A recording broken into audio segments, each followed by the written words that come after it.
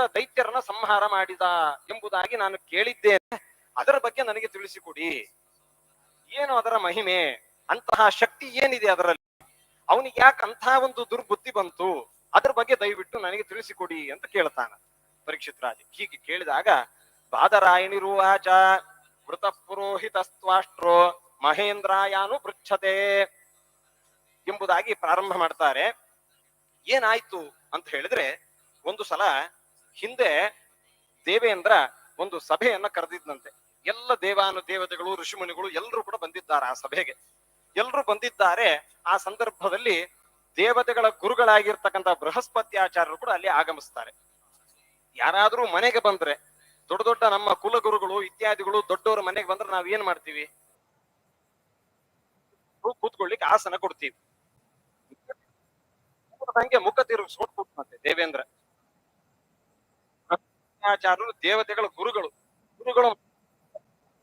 ಗೌರವ ಬೇಕಿತ್ತು. ಬಂದ ಗುರು ತಿರಸ್ಕರಿಸಿ ನೋಡಿದ್ರು ಕೂಡ ಪಶ್ಯನ್ನಪಿ ನಪಶ್ಯತಿ, ನೋಡಿ ಕೂಡ ನೋಡ್ದಂಗೆನೆ ಏನ್ ಮಾಡ್ಬಿಡ್ತಾನೆ, ಮುಖ ತಿರುಗಿಸಿ ಬೇರೆಯವ್ರ ಹತ್ರ ಮಾತಾಡ್ತಾ ಕೂತ್ಕೊಂಡು.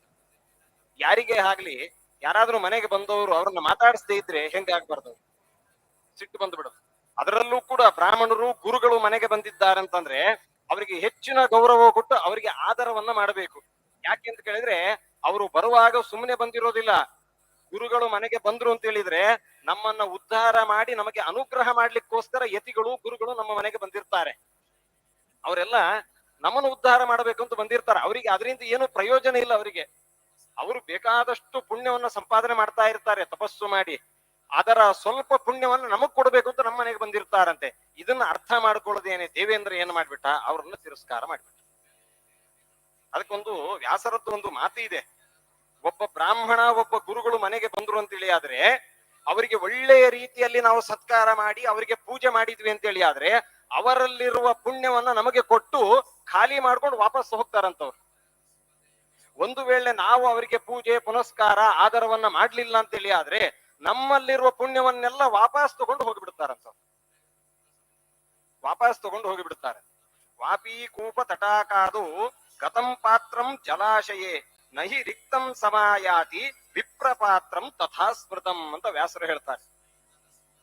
ಸತ್ಪಾತ್ರರು ಮನೆಗೆ ಬಂದ್ರು ಅಂತೇಳಿ ಆದ್ರೆ ಅವರಲ್ಲಿ ಎಣಿಸಲಾಗದೇ ಇರತಕ್ಕಂತಹ ಪುಣ್ಯ ಅವರಲ್ಲಿ ಇರ್ತದೆ. ಅವರು ಸತ್ಪಾತ್ರರು ಅಂತ ಅರ್ಥ. ಅಂತಹ ವಿಪ್ರರ ಪಾತ್ರ ನಮ್ಮ ಮನೆಗೆ ಬಂದಾಗ ಅವರನ್ನ ಸತ್ಕಾರ ಮಾಡಬೇಕು, ಅವರಿಗೆ ಆದರವನ್ನ ಮಾಡಬೇಕು, ಅವರನ್ನ ಸಂತೋಷ ಪಡಿಸ್ಬೇಕು. ಆವಾಗ ಏನಾಗುತ್ತಂತಂದ್ರೆ ಅವರಲ್ಲಿರುವ ಪುಣ್ಯವನ್ನ ನಮಗೆ ಧಾರೆ ಎಳೆದು ಹೋಗ್ತಾರೆ. ಆಯ್ತಾ? ಅದು ಹೇಗೆ ಅಂತ ಹೇಳಿದ್ರೆ ವಾಪಿ ಕೂಪ ತಟಾಕಾದು ಅಂತ ಹೇಳ್ತಾರೆ. ಅಂದ್ರೆ ನೀರಿರ್ತಕ್ಕಂತಹ ಬಾವಿ, ತಟಾಕ, ಕೆರೆ ಮುಂತಾದವು ಕಡೆಗಳಲ್ಲಿ ಹೋದ್ರೆ ನಾವು ನೀರು ತುಂಬಿಕೊಂಡು ಬರ್ಬೋದು. ನೀರೇ ಇಲ್ಲದೆ ಇರ್ತಕ್ಕಂತಹ ಬಾವಿಗೆ ಕೆರೆಗೆ ಹೋದ್ರೆ ನೀರೆಲ್ಲಿಂದ ತಗೊಂಡ್ಬರೋದು?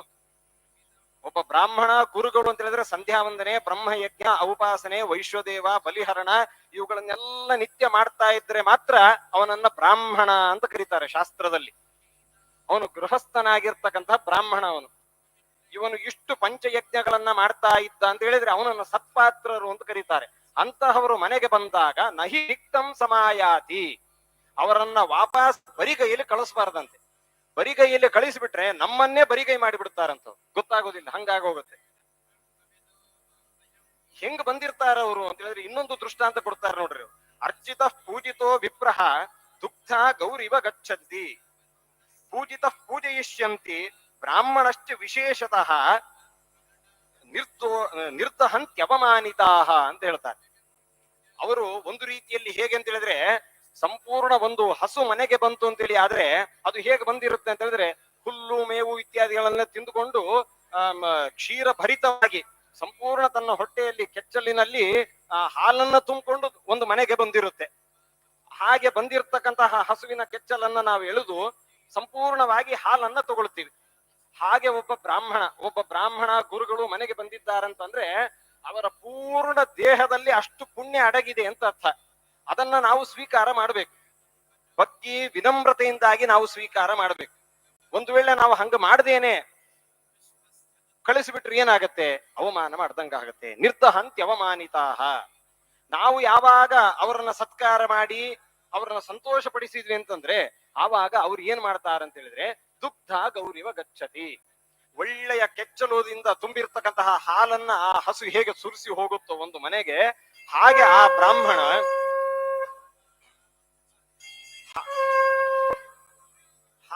ಬ್ರಾಹ್ಮಣ ನಮಗೆ ಪುಣ್ಯವನ್ನ ಧಾರೆ ಎಳೆದು ಹೋಗ್ತಾನೆ. ಪುಣ್ಯವನ್ನ ಧಾರೆ ಎಳೆದು ಹೋದ. ಈಗ ಹಸು ಒಂದು ಮನೆಯಲ್ಲಿ ಹಾಲು ಕೊಡ್ತು ಅಂತ ಹೇಳಿದ್ರೆ ಹಾಲು ಖಾಲಿ ಆಯ್ತು, ಹೊಟ್ಟೆಯಲ್ಲಿ ಇರ್ತಕ್ಕಂಥ ಹಾಲೆಲ್ಲ ಖಾಲಿ ಆಯ್ತು.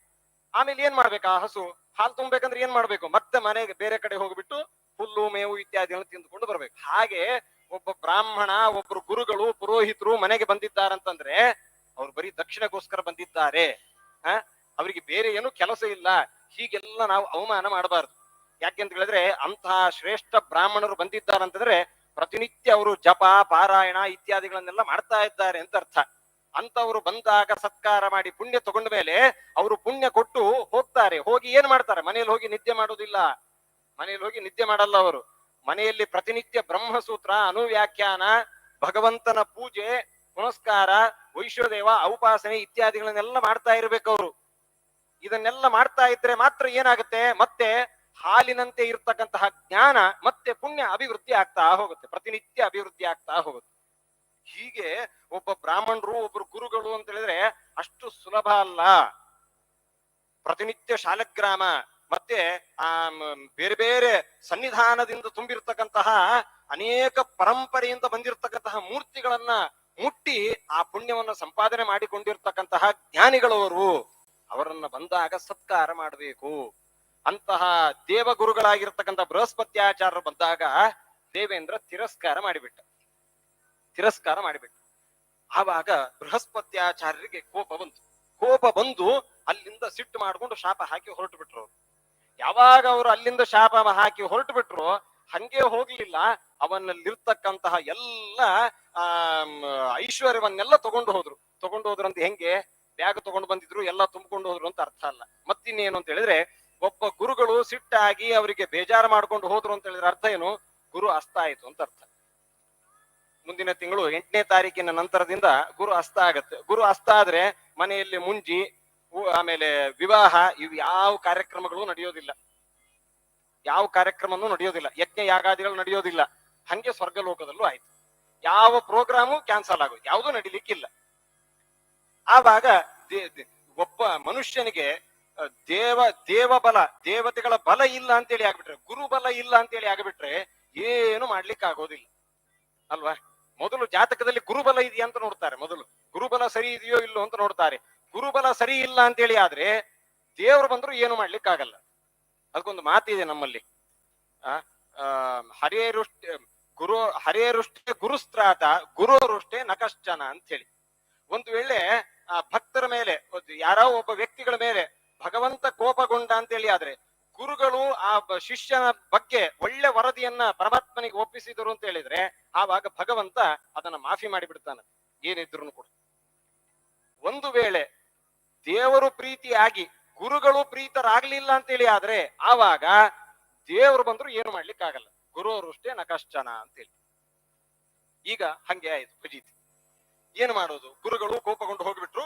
ಈ ಕಡೆ ಬಲಿಚಕ್ರವರ್ತಿ ಮುಂತಾಗಿರ್ತಕ್ಕಂತಹ ಬೇರೆ ಬೇರೆ ದೈತ್ಯರೆಲ್ಲರೂ ಕೂಡ ಸೇರ್ಕೊಂಡು ಇವನ ಸ್ವರ್ಗ ಲೋಕಕ್ಕೆ ಮುತ್ತಿಗೆ ಹಾಕಿದ್ರು. ದೇವತೆಗಳ ಬಲ ಇವನಿಗಿಲ್ಲ, ಗುರುಗಳ ಬಲ ಇವನಿಗಿಲ್ಲ. ಆದ್ರಿಂದಾಗಿ ಯಾವ ಯಜ್ಞ ಯಾಗಾದಿಗಳನ್ನು ಮಾಡ್ಲಿಕ್ಕಾಗ್ಲಿಲ್ಲ. ಆ ರಣರಂಗದಲ್ಲಿ ಗೆಲ್ಲಿಕ್ಕೂ ಆಗ್ಲಿಲ್ಲ. ನೋಡಿ, ಒಂದು ಯುದ್ಧಕ್ಕೆ ಹೋಗ್ಬೇಕಾದ್ರೆ, ಒಂದು ಮನೆಯಲ್ಲಿ ಪ್ರೋಗ್ರಾಮ್ ನಡಿಬೇಕು ಅಂತಾದ್ರೆ ಕುಲ ಗುರುಗಳು ಬೇಕು, ಪುರೋಹಿತರು ಬೇಕು. ಯಾಕೆಂತ ಹೇಳಿದ್ರೆ ಅಲ್ಲಿ ಪುಣ್ಯಾಹ ವಾಚನ, ಗುರುಗಳ ಪೂಜೆ, ಗಣಪತಿ ಪೂಜೆ, ನಾಂದಿ ಸಮಾರಾಧನೆ, ಕುಲದೇವತಾ ಆರಾಧನೆ ಇವೆಲ್ಲ ನಡಿಬೇಕು. ಈ ಎಲ್ಲ ಮಂತ್ರಗಳು ಕೂಡ ಪುರೋಹಿತರಿಗೆ ಗೊತ್ತಿರ್ತದೆ. ಆ ಪುರೋಹಿತರೇ ಸಿಟ್ಟು ಮಾಡ್ಕೊಂಡು ಹೋಗ್ಬಿಟ್ರು ಅಂತಂದ್ರೆ ಮುಗಿದೋಯ್ತು ಕತೆ. ಇಲ್ಲಿ ದೇವೇಂದ್ರನಿಗೆ ಬಲವೇ ಇಲ್ಲದಂತಾಯ್ತು, ಗುರುಬಲ ಇಲ್ಲ ಅಂತಾಯ್ತು. ಯಾವಾಗ ಗುರುಬಲ ಇಲ್ಲೋ ಇವನು ಸೋತು ಹೋಗಿಬಿಟ್ಟ, ಐಶ್ವರ್ಯ ಭ್ರಷ್ಟನಾಗಿ ಬಿಟ್ಟ. ಏನು ಮಾಡೋದು? ಚಿಂತೆ ಆಯ್ತು. ಆವಾಗ ಏನು ಮಾಡಿದ ಅಂತ ಹೇಳಿದ್ರೆ ಬ್ರಹ್ಮದೇವರ ಹತ್ರ ಕೇಳ್ಕೊಂಡ್ರು. ಎಲ್ಲ ದೇವತೆಗಳಿಂದ ಕೂಡ್ಕೊಂಡು ಬ್ರಹ್ಮದೇವರ ಹತ್ರ ಹೋದ್ರಂತೆ. ಆವಾಗ ಬ್ರಹ್ಮದೇವರು ಹೇಳಿದ್ರಂತೆ, ಇದಕ್ಕೆ ಉಪಾಯ ನನಗೂ ಗೊತ್ತಿಲ್ಲ,